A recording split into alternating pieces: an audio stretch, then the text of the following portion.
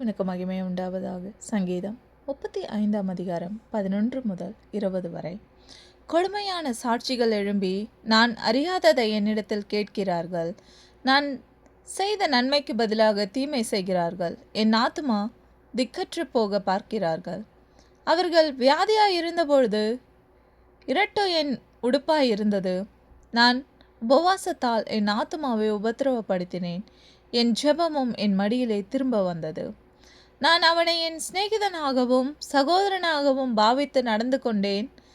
தாய்க்காக துக்கிக்கிறவரைப் போல் துக்க வஸ்திரம் தரித்து தலை கவிழ்ந்து நடந்தேன். ஆனாலும் எனக்கு ஆபத்துண்டான போது அவர்கள் சந்தோஷப்பட்டு கூட்டம் கூடினார்கள். நீசரும் நான் அறியாதவர்களும் எனக்கு விரோதமாய் கூட்டம் கூடி ஓயாமல் என்னை நிந்தித்தார்கள். அப்பத்திற்காக இச்சகம் பேசுகிற பரியாசக்காரரோட சேர்ந்து கொண்டு என் மேல் பற்கடிக்கிறார்கள். ஆண்டவரே, எதுவரைக்கும் இதை பார்த்து கொண்டிருப்பீர்?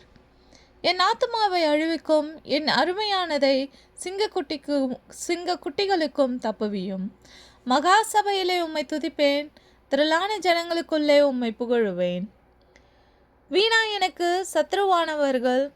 சத்துருக்களானவர்கள் என் நிமித்தம் சந்தோஷியாமலும் முகாந்திரமில்லாமல் என்னை பகைக்கிறவர்கள் கண் சிமிட்டாமலும் இருப்பார்களாக.